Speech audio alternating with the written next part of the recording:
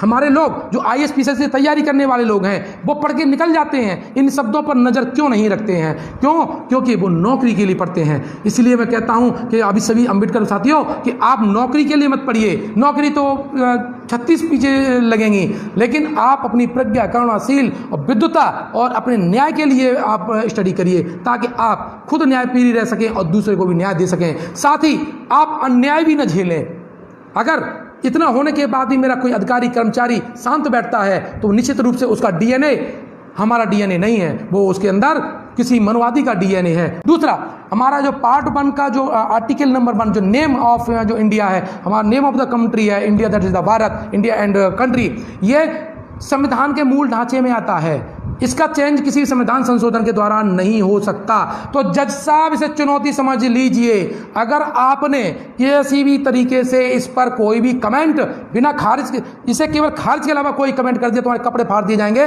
विद्वता से, तर्क से तुम्हें निकलना दूर कर दिया जाएगा। तुम्हारी डिग्री, तुम्हारे कॉलेज के सारी चीज़ें, तुम्हारी कितनी योग्यता है, प्रतिभा है, तुम्हारे कितनी संपत्ति कैसे गढ़ की है, सभी जांच करा ली जाएगी, क्योंकि भारत की जनता में ही सारी संपूर्ण शक्ति है। हम भारत के लोग, संविधान की प्रस्तावना में स्पष्ट रूप से कहा जाता है हम भारत के लोग में ताकत है। संविधान और संसद से बड़ी भारत की जनता है, और ये जनता का आह्वान आपके लिए है। इसलिए इस बात को ध्यान में निर्णय देते वक्त संविधान सभा की चर्चा को पढ़ लीजिए, जितने मैंने एविडेंस दिए हैं उसकी चर्चा के पढ़ लीजिए, उसके बाद 2 जून को बैठिए, वरना हलक से निकालना न्याय आता है।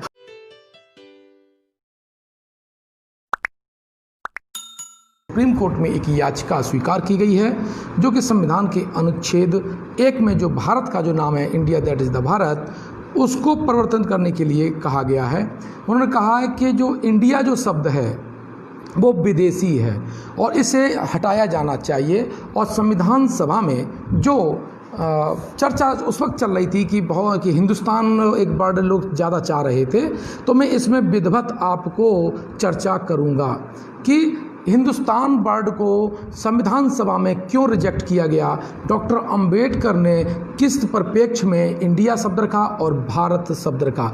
इसीलिए मैं आपको विधिवत शुरू से लेके एंड तक की चर्चा करूंगा, भाषा साहित्य की चर्चा करूंगा, आर्कियोलॉजी की चर्चा करूंगा, संविधान की चर्चा करूंगा। आखिर इस शब्द को लेकर के ये मनवादी आज क्यों सोच रहे हैं, जबकि संविधान सभा में ऑलरेडी ये चर्चा हो चुकी थी। जो कि हिंदुस्तान शब्द की उत्पत्ति ढंग से नहीं कर सकते वो लोग भारतीय संविधान में जो आर्टिकल 1 जो कि उसका जो मूल स्ट्रक्चर है, भारतीय संविधान का जो मूल स्ट्रक्चर है, उसको प्रभावित करने के लिए जो याचिका दायर की गई है। मुझे हैरानी हुई कि किस प्रकार से जो जज हैं, जो कॉलेजियम से निकले हुए निकम्मे जजों ने जिस तरह से उसको याचिका को स्वीकार कर लिया, जो प्रथम दृष्टि से देखने पर उसे रिजेक्ट कर देना चाहिए थे, स्वीकार कैसे कर लिया। यानी ये बहुत बड़ी साजिश भारतीय संविधान के प्रति होने जा रही है। हम लोग खूब दावा कर लें कि हम डॉक्टर अंबेडकर की अनुयायी हैं,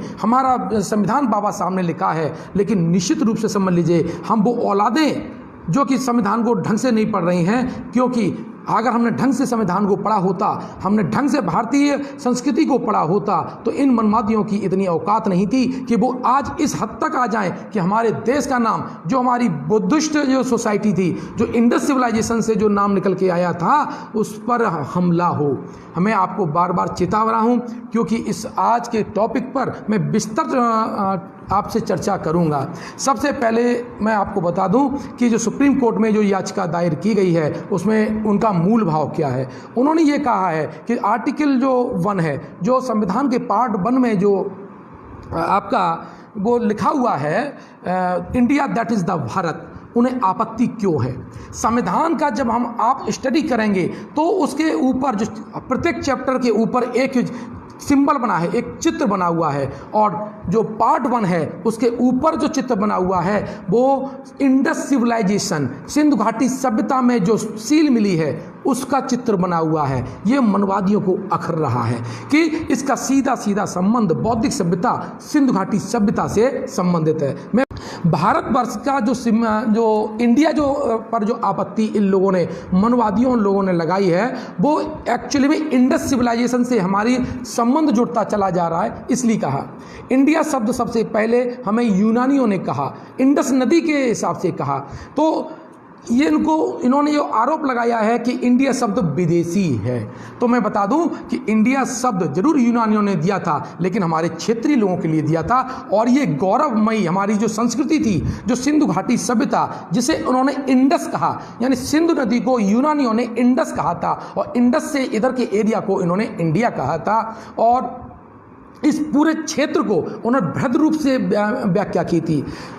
जो इंडिया थी सबसे पहले, इतिहास के जनक, विश्व में इतिहास के जनक हैं हेरोडोटस, और इन्होंने एक अपनी पुस्तक लिखी हिस्टोरिका, और उस हिस्टोरिका में भारतीय जो प्रांत है, जो बौद्धिक क्रांति है, जो सिंधु घाटी सभ्यता से लेकर के कन्याकुमारी और असम, त्रिपुरा, मेघालय तक का जो क्षेत्र था, उसको उन्होंने बृहद रूप से इंडिया कहा था। यानी पहली जो विदेशी पुस्तक थी हेरोडोटस ने जो लिखी हिस्टोरिका, जो विश्व में इतिहास के जनक जिन्हें माने जाते हैं, उन्होंने हमारे देश को, हमारे गौरवमयी इतिहास को, हमारे व्यापारिक, आर्थिक, राजनीतिक क्रांति को, जो उस वक्त हमारी सोने की चिड़िया कहा जाता था, उसके संदर्भ में भारत को जो कहा, वो इंडिया शब्द कहा था। तो इंडिया जो शब्द था, वो सिंधु घाटी सभ्यता की जो गौरवमयी इतिहास था, उसके लिए कहा गया था, कोई ये हीन वर्ड नहीं था। दूसरा, आपका जो भारतवर्ष जो शब्द है, यह भी हमारा गौरवशाली इतिहास है। भरत जनों का देश, मैं आपको बताऊं, जो भरतों का देश है, जो सरस्वती से लेकर यमुना नदी तक का जो जिक्र हुआ था, तो उसमें भरत राजा 3 लोग रहे हैं, लेकिन मैं उसमें डिटेल में नहीं जाऊंगा। 3 राजा हैं जो भरत नाम से रहे हैं, उनके नाम पर, क्योंकि उनका जो शासन था वो सिंधु नदी से लेकर के यमुना नदी के बीच के क्षेत्र में था, इसलिए इसे भरतों का देश कहा गया।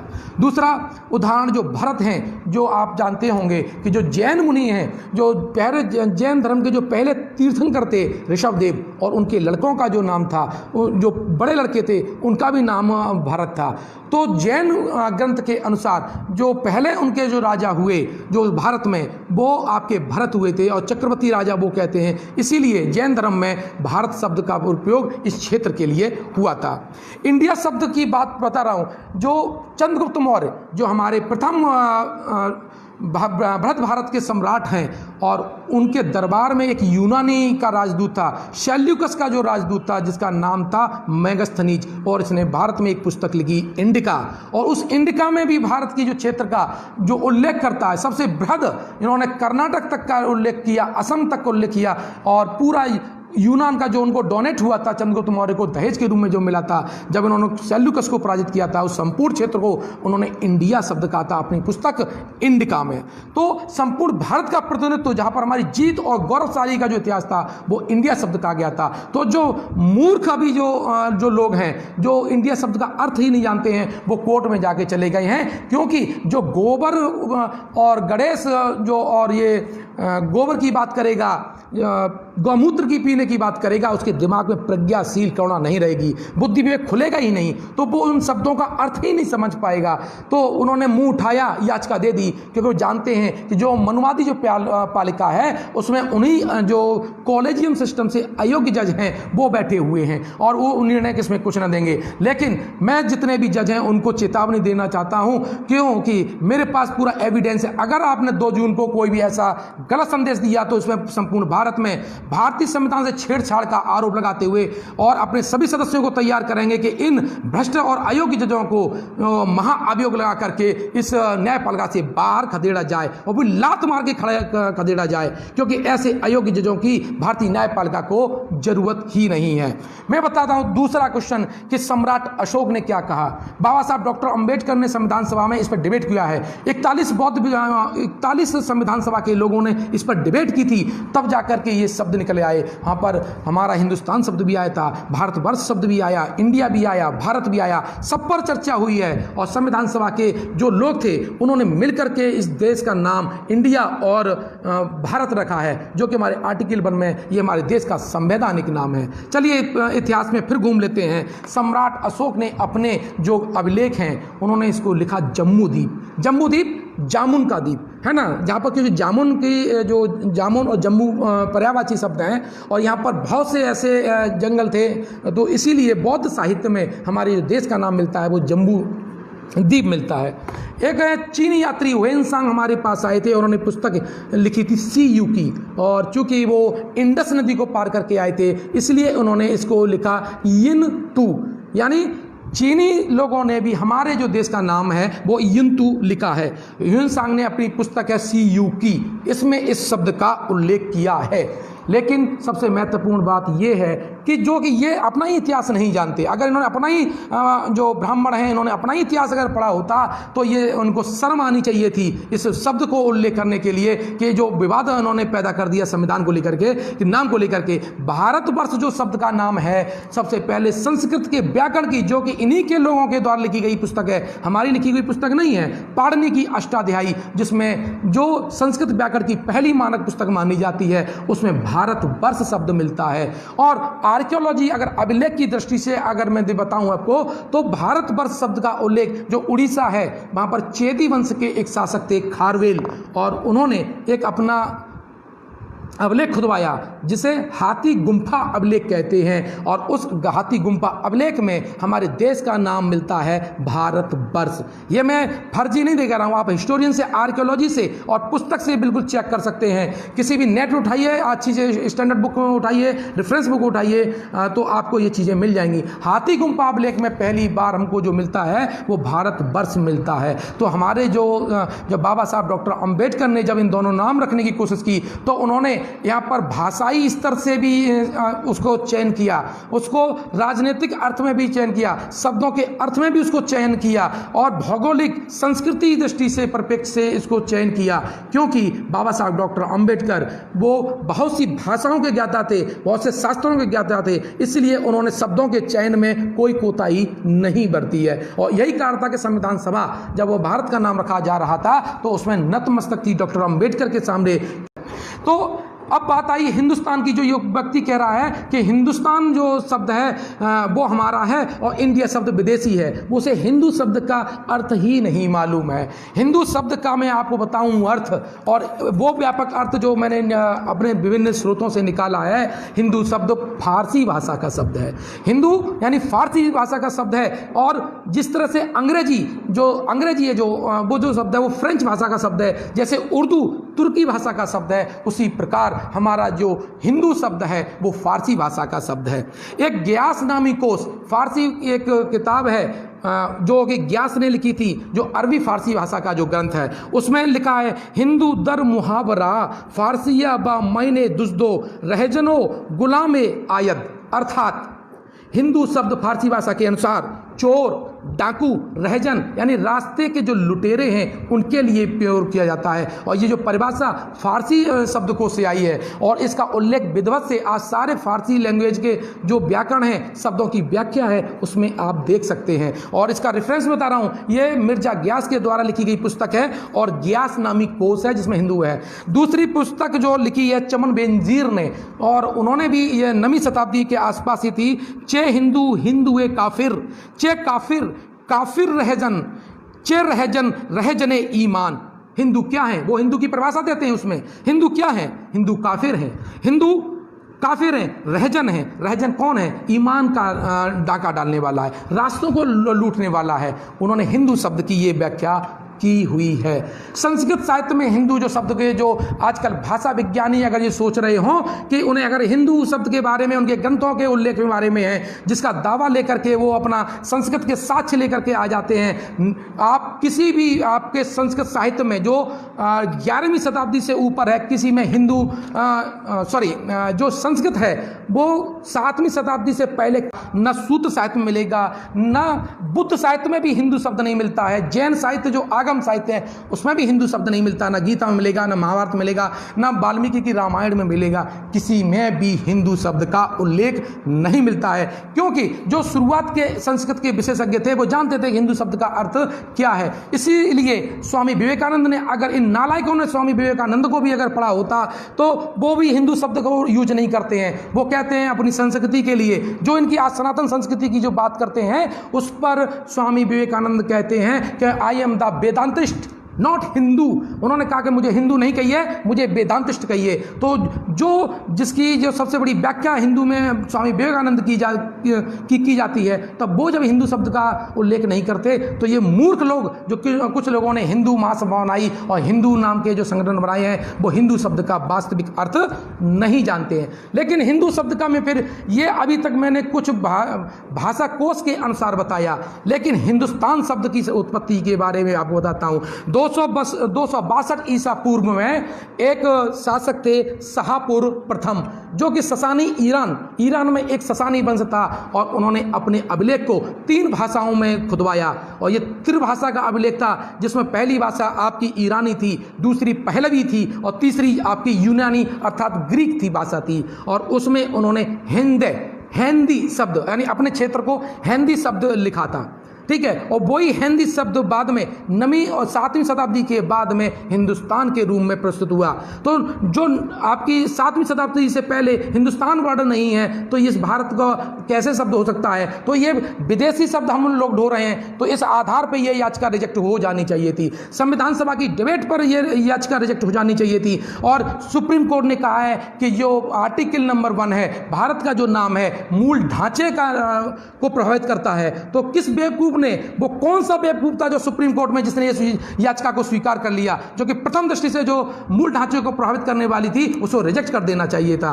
तो मैं बार बार बता रहा हूं आपको कि हमारे सारे साथियों को पढ़ना और लिखना चाहिए, इनका मुंहतोड़ जवाब देना चाहिए, क्योंकि जब आप मुंहतोड़ जवाब देंगे तो जो न्यायपालिका में बैठा हुआ अभी जब तक हम लोग इन लोगों को हटा नहीं देते, तब तक ये भय में रहें कि जो अम्बेडकर लोग हैं वो खामोश रहने वाले नहीं हैं। 9वीं शताब्दी में एक लेखक जिसका नाम ज्ञात नहीं है, लेकिन वो जो अरबी साहित्यकार हैं उसमें उसका उल्लेख मिलता है, लेकिन 9वीं शताब्दी की जो पुस्तक है और उसका नाम है हुदूद अल आलम। हुदूद अल आलम में पहली बार जो विदेशी पुस्तक है हिंदुस्तान वर्ड मिलता है। जब आपके ग्रंथों में वो नाम नहीं है और वो दूसरे के ग्रंथों में नाम मिलता है, तो विदेशी हिंदुस्तान हुआ। इंडिया हमारे गौरव का वार था, और हिंदू में शब्द में जो छुपी हुई बातें हैं, वो जो उसकी भाषा व्याकरण है, वो निम्न स्थिति की है। आप उस देश को, इस देश का जो गौरवमय नाम है, उसको आप निम्न कोटि के नाम पर दे जाना चाहते हैं। ये मूर्खता ही है, और ये मूर्खता केवल गाय और गोबर और जो गौमूत्र के आंदोलन चलाने वालों में इससे ज़्यादा अकल आ ही नहीं सकती। मैं स्पष्ट रूप से कह देना चाहता हूं।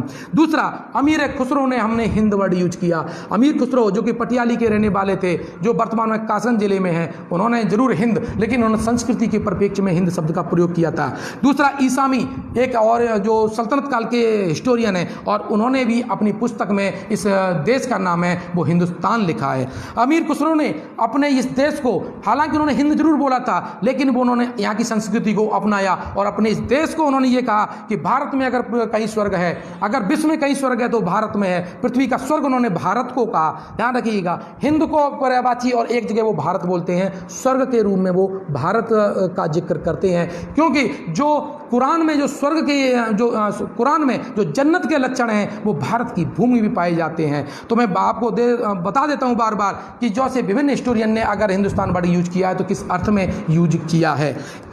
अब आ लेते हैं मनुस्मृति जिन्होंने बड़ा निकृष्ट, जिसे बाबा साहब ने जलाया था, और इतनी निकृष्ट अगर किसी विश्व में कई पुस्तक नहीं लिखी गई कानून की जितनी मनुस्मृति थी, उसमें ये स्पष्ट व्याख्या भी नहीं कर पाए। इन्होंने गंगा और यमुना के जो क्षेत्र है उसको उन्होंने ब्रह्मऋषि देश कहा। तो संविधान सभा में ये ब्रह्मऋषि देश को लेकर चिल्लाने लगे थे, तो कितना डिफाइन करते हम। जो ब्रह्मऋषि देश था वो त्रिपुरा से लेकर के आपका गुजरात और जम्मू कश्मीर से लेकर कन्याकुमारी तक डिफाइन नहीं कर सकता था, क्योंकि ब्रह्मऋषि गंगा और यमुना के बीच के क्षेत्र को कहा जाता था। एक और मैं आपको बता दूं कि जो संस्कृत के जो ग्रंथ हैं जिसमें हिंदुस्तान वर्ड मिलता है, वो है मेरुतंत्र और बृहस्पति आगम। जब बृहस्पति ने स्मृति ग्रंथ लिखा तब उसमें हिंदुस्तान वर्ड नहीं था। बृहद संहिता उन्होंने अपनी पुस्तक लिखी तब उसमें उल्लेख नहीं था। तो उसके बाद जो 14वीं शताब्दी के बाद जो किताब छपी है आपकी, उसका नाम है बृहस्पति आगम, उसमें हिंदुस्तान वर्ड मिलता है। तो बताइए, जब आपके पुर्तगाली आ चुके थे तब जाकर के पुर्तगालियों ने इस देश में पहली प्रेस लगाई, और प्रेस के बाद जो किताब छपी उसमें हिंदुस्तान वर्ड लगा है। तो सीधा सीधा कहने का अर्थ है ये बाद में उसमें घुसेड़ा गया है। और 14वीं शताब्दी जब कि वहाँ पर मुगल काल चल रहा है, और तब हिंदुस्तान वर्ड आपको दिखाई देने को मिलता है। आप उस आधार पर कहना चाहते हो इस देश का हिंदुस्तान नाम होना चाहिए, अपने गौरवमयी इतिहास को भूल करके आप कहना चाहते हो कि हिंदुस्तान होना चाहिए। हिंदू को जिन्हें चोर हैं उन्हें गर्व हो सकता है, जो लुटेरे हैं वो उन्हें गर्व हो सकता है, जो दूसरे के भेदभाव और दूसरे का अपमान करने वाले लोग हैं, ऐसे लोगों के लिए हिंदू शब्द यूज हुआ है। अगर आप ऐसे शब्द पे गौरव कर सकते हैं तो आप करिए। हम जो अंबेडकर लोग हैं, जो संवैधानिक लोग हैं, हम समता, न्याय, बंधुत्व, भाईचारा के लोग हैं, हम ऐसे शब्द का प्रयोग नहीं करेंगे। इसी के आधार पर मैं आपको बता रहा हूं, हिंदू, अगर इन्होंने अपना हिंदी साहित्य अगर पढ़ा होता तो भोलानाथ तिवारी, जिन्होंने इन्हीं के लोग हैं, हमारे लोग नहीं हैं, भोलानाथ तिवारी ने सबसे पहले एक किताब का जिक्र मिलता है। वो कहते हैं कि निशीत चूर्ण नामक एक पुस्तक है और उसमें भी हिंदू शब्द मिलता है, और वो भी किताब का जो भोलानाथ तिवारी कहते हैं वो 7वीं शताब्दी है। किसी भी तरह से आप ले जाइए 7वीं शताब्दी से ऊपर हिंदू शब्द का उल्लेख आपका मिलता ही नहीं है। तो इसका जिक्र मैं बार बार क्यों कह रहा हूं? मैं इसलिए जिक्र कह रहा हूं कि अगर सुप्रीम कोर्ट के किसी अगर जज ने ये हिम्मत भी अगर करी कि अगर उसने छेड़छाड़ करने की कोशिश की है तो उसके थोपड़े पर हम ये पेस्ट कर देंगे कि इतने साहित्य को तूने झुठला करके दिया है। साकेत का मुद्दा है, साकेत को मेरे लोगों की वजह से वो कमजोर मुद्दा पड़ गया, वरना वो भी हम तुम्हारे मुंह पर मारते। ठीक है, हम लोग लेट हुए। मैं प्रबुद्ध भारत निर्माण संघ का एक कार्यकर्ता होने के नाते ये मेरी जिम्मेदारी है कि मैं डॉक्टर अंबेडकर के सिद्धांत जन जन तक पहुंचाऊं। और प्रबुद्ध भारत निर्माण संघ अपने इंटेलेक्चुअल, अपने जो अंबेडकर लोगों के साथ मिलकर के संविधान से छेड़छाड़ करने वाले लोगों के खिलाफ एक आंदोलन चलाएगा।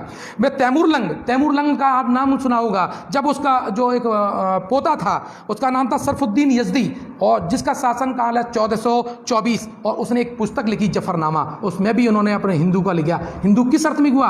उन्होंने कहा कि मैंने इनको जीता है, ये लोग जिनको मैंने जीता है, उस रूम में और भाषा के रूम में उन्होंने हमारे लोगों का जिक्र किया था। हमारे देश में एक और फारसी कवि था औफी, जिसने 1228 में एक भाषा के क्रम में रूप में हमारे देश का नाम और हमारी भाषा का नाम हिंदवी कहा था। तो हिंदवी किसने दिया?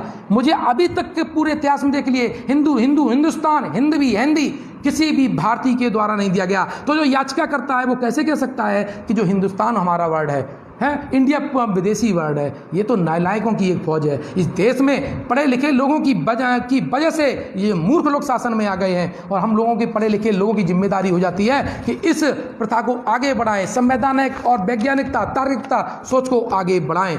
मैं फिर बताना दे जाता हूं, भाषा साहित्य की बात कर लीजिए तो ब्रज भाषा का जो व्याकरण है, जो हिंदी के बहुत बड़ी बात हिंदू की बात करते हैं, तो ब्रज भाषा का व्याकरण भी ये लोग पहले नहीं लिख पाए। वो भी एक फारसी कवि ने लिखा, फारसी व्यक्ति ने लिखा, और जिसका नाम था मिर्जा खां, जिसने 1658 में ब्रज भाषा का व्याकरण किया। आप हिंदू शब्द की बात करते हैं, जो हिंदू जो कि आप अपना व्याकरण नहीं तैयार कर पाए, एक मुस्लिम ने व्याकरण तैयार किया था। दूसरा 1715 में एक व्याकरण तैयार किया था खड़ी बोली का भी, और वो किसने किया था? एक डच भाषा विज्ञानी था जिसका नाम था केटलर, उसने इस भाषा को यूज किया।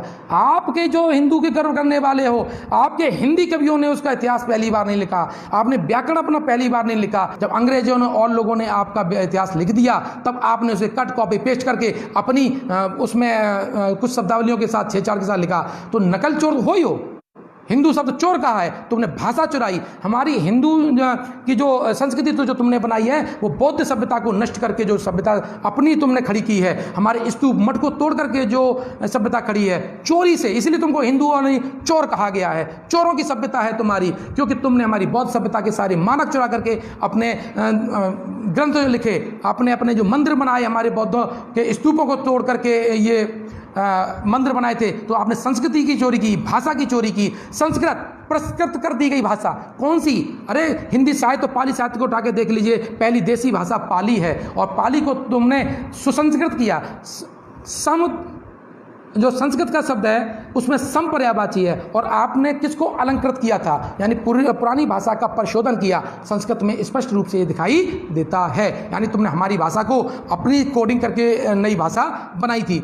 हिंदी साहित्य में मैं 1790 की बात करता हूँ, और हिंदी साहित्य का पहला जो व्याकरण लिखा वो भी किसी भी हिंदू और ब्राह्मण की देन नहीं था, किसी मनवादी की देन नहीं था, वो भी एक अंग्रेज लेखक था गिलक्रिस्ट। उसने हिंदुस्तानी जो भाषा की ग्रामर लिखी, और उसका पुस्तक का नाम था हिंदुस्तानी ग्रामर।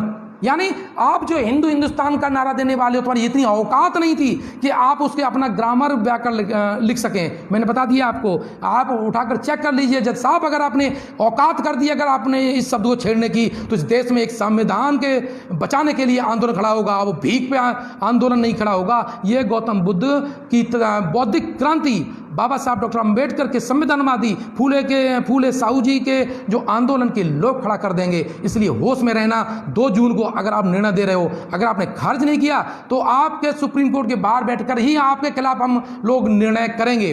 दूसरा मैं बता दूं, पाली को इस देश में आप हिंदी साहित्य तो पाली साहित्य में उठा के देख लीजिएगा, भारत सरकार के मानक के अनुसार जो पहली देसी जो भाषा है वो पाली है। अब हिंदी साहित्य का इतिहास देख लेता हूं। अभी तो मैंने हिंदी व्याकरण की बात करी, हिंदी साहित्य का भी इतिहास जो लिखा था वो एक फ्रेंच था, फ्रांसीसी था, जिसका नाम था गार्सा दा तासी, और उसकी पुस्तक का नाम था इस्तवा द ला लिटरेचर एंदुई हिंदुस्तानी। यानी आप वहाँ भी अपने हिंदी साहित्य, जो कवियों का जो साहित्य है, जो गद्य साहित्य है, जो पद्य साहित्य है, उसको भी आप नहीं लिख पाए। किसकी बात करते हैं? तुम तो आरक्षण पर की वजह से ये देश इतना उन्नति कर पाया है। तुमने 6 साल लिए पूरा सारा सावधान बेच डाला, तुम्हें आता ही नहीं था। तुमने सम्राट अशोक के बृहद बहादुर को बेच करके इतना आक्रमण करा डाला, तुम्हें शासन कर चलाना कभी आया ही नहीं। तुम्हारी औकात भी नहीं है, क्योंकि तुम्हारी डीएनए है जो तुम भिखारियों का डीएनए है आपका, और बुद्धि वाला तो है ही नहीं है। आप गोबर गणेश में ही तुम रह रहे हो, इसीलिए तुमने विदेशियों को बेच दिया। जब समझ लीजिए, जब आप अपने घर का सामान बेचने लगते हैं तो समझ लीजिए घर का चलाने वाला या तो अच्छा नहीं है, या दारूखोर है, चोर है, लुटेरा है, या उसकी इतनी योग्यता ही नहीं है। तो जो बिना आरक्षण वाले हैं, जो सोचते हैं, उनकी वजह से ये देश पीछे गया है। ये जो पहला हिंदी साहित्य का इतिहास लिखा गया, जो गार्सा दा तासी ने लिखा, उसमें हिंदी की कवियों की भी लिस्ट उठा के देख लीजिएगा। और जो हिंदी के जो कवि 72 हैं, उसमें आधे तो ज़्यादा शूद्र हैं। इनकी क्या औकात थी कि तुम क्या लिख लेते? तो टोटल आपके 738 कवि थे। यानी जब पहली बार हिंदी साहित्य का इतिहास भी लिखा गया तो उसमें आपके 738 टोटल कवि थे, जिसमें 72 ही केवल आपके हिंदी थे। और उसमें भी मोस्टली कौन से लोग कवि थे? सिद्ध साहित्य के लोग कवि थे, जो हमारे निम्न वर्ग, शूद्र वर्ग जिसको इन लोगों ने घोषित कर रखा था, जो वास्तव में एक बौद्धिक वर्ग था, वो उन कवियों का उल्लेख है। तुम्हारा तो उपस्थिति भी वही नहीं है, तुम्हारी तो औकात नहीं थी कि तुम अपने शुरुआत के ग्रंथ लिख सको। जो आरंभिक जो 72वें कवि हैं, उसमें 2/3 तो हमारे लोग हैं, हमारे जनभाषा के कवि लोग हैं। अगर हमने अपना इतिहास लिखा होता तो हर गली मोहल्ले से हमारा एक कवि मौजूद होता, लेकिन हमारी कमी रही कि हमारे शिक्षाधिकार छीन लिए गए, और जब अंग्रेज आए तब हमने अपना इतिहासकार लिखा। लेकिन जो एक विदेशी ने अब हिंदी साहित्य का इतिहास लिखा और 738 कवियों का उल्लेख किया, तो हमारे 72 कवि उल्लेख उसमें जिक्र किया, इन्होंने तो किया ही नहीं, और इनके भी नहीं थे, क्योंकि इनकी औकात नहीं थी कि वो लिख दें। दूसरा, हिंदी भाषा को लेकर के संविधान सभा में 11 सितंबर 1949 से लेकर के 14 सितंबर 1949 तक जिक्र हुआ, और उस वक्त भी इन लोगों ने रायता फैलाया, और वहाँ पर 2 भाषाओं के लिए वोट हो गया। बाबा साहब ने कहा कि जो संपूर्ण जो भाषा है, इंग्लिश के लिए आप ध्यान दीजिए, लेकिन जो राष्ट्र का जो गौरव है वो किसी भाषा को राष्ट्रभाषा नहीं बनाया जा सकता, इसलिए हिंदी हमारी राजभाषा बनाई, राष्ट्रभाषा नहीं बनाई। इनमें इन्होंने 4 भाषाओं पर बहुत डिटेल चर्चा हुई, हिंदी, संस्कृत और हिंदुस्तानी और अंग्रेजी। हिंदी और हिंदुस्तानी दोनों अलग हैं, आप बात समझ लीजिएगा। और वोटिंग हुई हिंदुस्तानी के लिए, क्योंकि ये हिंदुस्तानी का कॉलर तानते थे, तो वोटिंग हुआ। और वहाँ पर एक प्रस्ताव गोपाल स्वामी अयंगर ने प्रस्ताव पेश किया, और उसका समर्थन किया था शंकर देव ने। और जब वोटिंग हुई तो ध्यान में आपको बता दूं, हिंदुस्तानी के लिए 77 वोट थे और 78 वोट से हिंदी राजभाषा के रूप में बनी। ये लोग वहाँ भी पराजित हुए, क्योंकि इन्होंने हिंदुस्तान शब्द पर राजनीति की है, जबकि हमारे लोग भाषाई संस्कृति गौरव के हिसाब से बात कर रहे थे, और इनके दिमाग में केवल मुस्लिम और मुस्लिम विरोध था। लेकिन हमने इन सब को छोड़ करके पूरे संपूर्ण भारत को, बाबा साहब ने कहा भी था कि we are the making country, हम बनते हुए राष्ट्र हैं। हमने पूर्ण भारत का सपना देखा था, जिसमें जाति मुक्त हो, जिसमें अन्याय न हो, जिसमें सोशल डेमोक्रेसी हो, जिसमें इकोनॉमिक डेमोक्रेसी हो। तो ये सारी चीज़ें हमारे संविधान की प्रस्तावना में डेमोक्रेटिक रिपब्लिकन की हम बात करते हैं, बाबा साहब का स्पष्ट संदेश था। तो ये जो हमेशा पराजित लोग थे, तो आखिर क्यों इन लोगों ने षड्यंत्र रचा? क्योंकि संविधान का जो पार्ट 1 है, हमारा जो संवैधानिक नाम है वो India that is the Bharat है, वो उसका उल्लेख करता है, इंडिया शब्द का उल्लेख करता है। और इंडिया जो पार्ट 1 है जिसके ऊपर चित्र बना हुआ है, इनको वो खल्ला है कि उसमें सिंधु घाटी सभ्यता है। क्योंकि अब साकेत आंदोलन के बाद एक बहुत बड़ा आंदोलन इस देश में जा रहा है, पूर्व भारत निर्माण संघ इसका आंदोलन करने जा रहा है कि भारत में जितने 84,000 स्तूपों का जो सांस्कृतिक इतिहास है उसे खोद करके आर्कियोलॉजी दृष्टि से हम अपने डॉक्यूमेंट्री बना करके स्टूडियो के माध्यम से लोगों तक पहुंचाएंगे, जानकारी बताएंगे। तो इनके दिमाग खनक गए। इन्होंने कहा कि संविधान के जो पार्ट 1 पे है सिंधु घाटी सभ्यता की जो लिपि वाला चित्र है जिसमें वृषभ का चित्र बना हुआ है, उसका चित्र बना हुआ है। और ये लोग जो अम्बेडकरवादी लोग हैं अब संविधान पढ़ने लगे हैं। और हमने भी कहा था हम 1 लाख संविधान बांटेंगे, और ये भी हमने बताया था कि संविधान के बाबा साहब ने पहला जो पृष्ठ बना था संविधान का जो पार्ट 1 था उस पर सिंधु घाटी सभ्यता का ही चित्र लगवाया था। तो इनका आज समझ में आया है कि अब साकेत आंदोलन के बाद पूरे देश में बौद्धिक आंदोलन खड़ा होने वाला है। सम्राट अशोक के सपनों का भारत उभर के आने वाला है। खुदाई में जहां जब निकल रहे हैं वो बौद्ध साक्ष्य निकल के आ रहे हैं। तो इससे ये लोग आज घबरा गए। जो अभी साकेत वे जो लोगों ने ज्ञापन देना स्टार्ट किया है, इसीलिए मैं बार बार कहता हूं, सभी मेरे पूज्य भिक्खु महोदय से निवेदन करना चाहता हूं कि भारत में जितने जो भिक्खुगण हैं वो सारे एक होकर के इस देश की 5वीं बौद्ध संगीति बुलाएं। आज तक 4 बौद्ध संगीति हुई हैं, 5वीं बौद्ध संगीति बुला करके मनवाद से के खिलाफ डंका बजाएं। सारे उपासकगण आपके साथ होंगे। सभी आप अपने मतभेद बुला करके एक संघ का आह्वान करें। हम आपके साथ पड़े हुए हैं। और प्रबुद्ध भारत निर्माण संघ इस बात का आह्वान करता है कि सभी भिक्खुगण, सभी उपासकगण मिलकर के इस देश की 5वीं बौद्ध संगीति बुलाई जाए ताकि इस देश का संविधान भी बचाया जा सके, हमारी संस्कृति भी बचाई जा सके। मैं ज़्यादा वीडियो लंबा नहीं खींचूंगा। मैंने आपको बृहद रूप से कहा कि संविधान का पार्ट 1 इंडस सिविलाइजेशन सिंधु घाटी सभ्यता से संबंधित है, उसकी जो आर्कियोलॉजी चित्र है उससे संबंधित है। उसमें जो चित्र बना हुआ है वो हमारी बौद्धिक परंपरा का चित्र है। इनके दिमाग खड़े हो गए क्योंकि भारत रत्न का जो आपका चित्र है, आज के बाद जो वीडियो देखने के बाद आप देखिएगा, डाउनलोड करिएगा विकिपीडिया से, उसमें चित्र निकलिए भारत रत्न का जो चित्र दिया जाता है, जो मेडल दिया जाता है, उसमें पीपल का पत्ता है और उसमें 32 तीलियों वाला धम्म चक्र लगा हुआ है। 32 तीलियों वाला जो धम्म चक्र है वो बुद्धानुशासन के है। जो सारनाथ में सिंह स्तंभ है उसके ऊपर जो था वो 32 तीलियों वाला था। ठीक है, तो और 32 बुद्ध महापुरुषों के लक्षण होते हैं। उस आधार पर उस जो हमारा भारत रत्न है बाबा साहब डॉक्टर अंबेडकर की वजह से उसमें वो चित्र की जो तीलियां हैं वो 32 तीलियां हैं। तो पीपल के पत्ते पर 32 तीलियों वाला चक्र बना है और उसके पीछे सारनाथ जो हमारा जो राष्ट्रीय चिन्ह है उसका चित्र है। और इन्होंने विकिपीडिया में लिख दिया ये सूर्य चक्र है, ये सूर्य चक्र 32 तीलियों वाला है। तो ये छेड़छाड़ कर रहे हैं। अभी संस्कृत की एक पुस्तक है, उन्होंने कहा कि तिरंगे के बीच में जो चक्र है वो कृष्ण का सुदर्शन चक्र है। ये भाषाई आतंकवाद है। मैं बोल रहा हूँ बार बार, संविधानवादियों से बोल रहा हूँ, आप समझिए। इन्होंने प्रियदर्शी को जो कात्यायन और बररुचि है, इन्होंने हमारे प्रियदर्शी जो सम्राट अशोक की उपाधि थी उससे मूर्ख पर्यायवाची लिखा है। जो संस्कृत व्याकरण पढ़ने वाले होंगे वो देख सकते हैं कितना घिनौना षड्यंत्र था। गुरु घंटाल जो कि हिमाचल प्रदेश के 7वीं और 8वीं शताब्दी के बौद्ध भिक्खु थे, और आज गुरु घंटाल कैसे शब्द यूज करते हैं। हमारे जो बौद्ध भिक्खु ने जब ब्राह्मणों को पराजित कर दिया तो उनके शब्दों पर भाषाई आतंकवाद का आरोप लगा करके गुरु घंटाल शब्द चला दिया। सोचिए इन्होंने हमारा कितना अहित किया है। इनकी एक एक चाल पर आपको नजर रखनी पड़ेगी। देखिए वैशाख नंदन जब हिंदी साहित्य लिखा, ये क्या लिख सकते थे? ये नालायक लोग हैं। ये इस देश में केवल नफरत पैदा कर सकते हैं। हमारे जहाँ पर पूरे विश्व में जहाँ तथागत गौतम बुद्ध की विचारधारा चल रही है, यूएनओ शांति की संदेश देता है, वो तथागत गौतम बुद्ध का संदेश है। और इन्होंने वैशाख नंदन हिंदी में पर्यायवाची किसका लिखा? गधे का पर्यायवाची लिखा। हम लोग शांत रह गए। मैं अम्बेडकरवादियों से कहना देना चाहता हूं, अब आप शांत मत रहिए। और वो किताबें जिन पर वैशाख नंदन गधे का पर्यायवाची है उन्हें आग लगा दीजिए, उनकी प्रेसों में आग लगवा दीजिए। अगर ये भाषाई आतंकवाद ऐसा चलाएंगे तो हम इसका विरोध करेंगे। पहले नोटिस दीजिए, अपने यहाँ से हटाएं। अगर नहीं हटा सकते हैं तो फिर हमारे पास सारे ऑप्शन खुले हुए हैं। तो ये जो भाषाई आतंकवाद जो फैला रहे हैं वो जानबूझ करके फैला रहे हैं। तो हम अपने जो संवैधानिक भाषा है उस पर ध्यान देने की ज़रूरत है। इनके षड्यंत्रों पर ध्यान देने की ज़रूरत है। एनसीईआरटी में जो कि सिद्धू और कान्हू जो हमारे आदिवासी जो नेता हैं, बिरसा मुंडा जो हमारे आदिवासी नेता हैं, उनके जो आंदोलन को रावणों का आंदोलन कह दिया है। बात समझिएगा, ये रावण जो शब्द है एनसीईआरटी की पुस्तक की 8 की क्लास की मैं बात कर रहा हूँ, तो ये कहाँ से शब्द आ रहे हैं? हमारे लोग जो आईएएस पीसीएस की तैयारी करने वाले लोग हैं वो पढ़ के निकल जाते हैं, इन शब्दों पर नज़र क्यों नहीं रखते हैं? क्यों? क्योंकि वो नौकरी के लिए पढ़ते हैं। इसलिए मैं कहता हूँ कि अभी सभी अम्बेडकर साथियों कि आप नौकरी के लिए मत पढ़िए, नौकरी तो 36 पीछे लगेंगी, लेकिन आप अपनी प्रज्ञा, करुणाशील और विद्वता और अपने न्याय के लिए आप स्टडी करिए, ताकि आप खुद न्यायप्रिय रह सकें और दूसरे को भी न्याय दे सकें, साथ ही आप अन्याय भी न झेलें।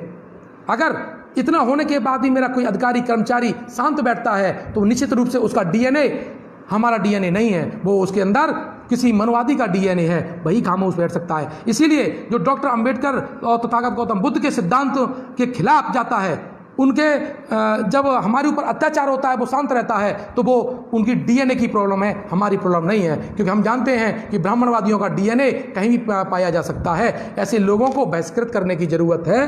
तो ये जो आज का जो वीडियो था, आप समझिए, उसको दोबारा बार बार सुनिए, समझिए कि जो तथ्य उठाए हैं वो हमारे गौरवशाली इतिहास से उठाए गए हैं। हमें जो हिंदुस्तान जो वर्ड है वो विदेशी वर्ड है, स्वीकार नहीं है। हिंदू शब्द फारसी भाषा का शब्द नहीं है, ये खुद विदेशी है। जैसे अंग्रेजी भाषा, जो अंग्रेजी शब्द है वो फ्रांस भाषा का शब्द है, जो उर्दू शब्द है वो तुर्की भाषा का शब्द है, इसी प्रकार हिंदुस्तान शब्द है वो फारसी भाषा का शब्द है। इस आधार पर याचिका तुरंत खारिज होनी चाहिए। और इंडिया शब्द हम, चूंकि हमारा विदेश में ट्रेटी जो संगठन में जो हस्ताक्षर हुए थे उस वक्त भी इंडिया नाम से हुए थे। व्यापारिक जो हमारे पास जो मोहरें थी वो इंडिया नाम से थी। तो राजनीतिक परिप्रेक्ष्य से भी हमें इंडिया नाम ही हमारे लिए सबसे उस वक्त उपयुक्त था, हमेशा उपयुक्त रहेगा। दूसरा, हमारा जो पार्ट 1 का जो आर्टिकल नंबर 1 जो नेम ऑफ जो इंडिया है, हमारा नेम ऑफ द कंट्री है India, that is the Bharat, India and country, ये संविधान के मूल ढांचे में आता है। इसका चेंज किसी संविधान संशोधन के द्वारा नहीं हो सकता। तो जज साहब इसे चुनौती समझ लीजिए। अगर आपने किसी भी तरीके से इस पर कोई भी कमेंट बिना खारिज के, इसे केवल खारिज के अलावा कोई कमेंट कर दिया, तुम्हारे कपड़े फाड़ दिए जाएंगे। विद्वता से, तर्क से तुम्हें निकलना दूर कर दिया जाएगा। तुम्हारी डिग्री, तुम्हारे कॉलेज के सारी चीज़ें, तुम्हारी कितनी योग्यता है, प्रतिभा है, तुम्हारे कितनी संपत्ति कैसे गढ़ की है, सभी जांच करा ली जाएगी। क्योंकि भारत की जनता में ही सारी संपूर्ण शक्ति है।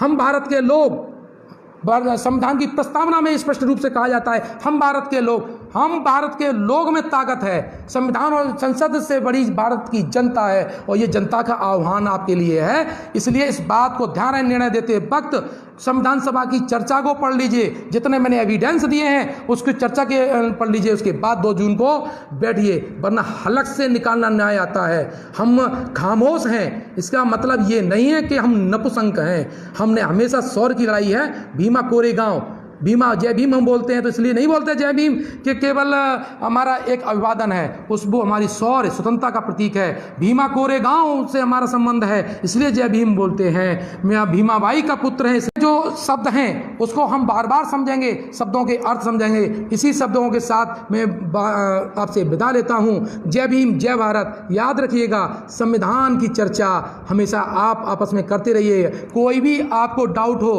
तो मेरे कमेंट में लिख करके भेज दीजिएगा, मैं आपसे संपर्क करूंगा। और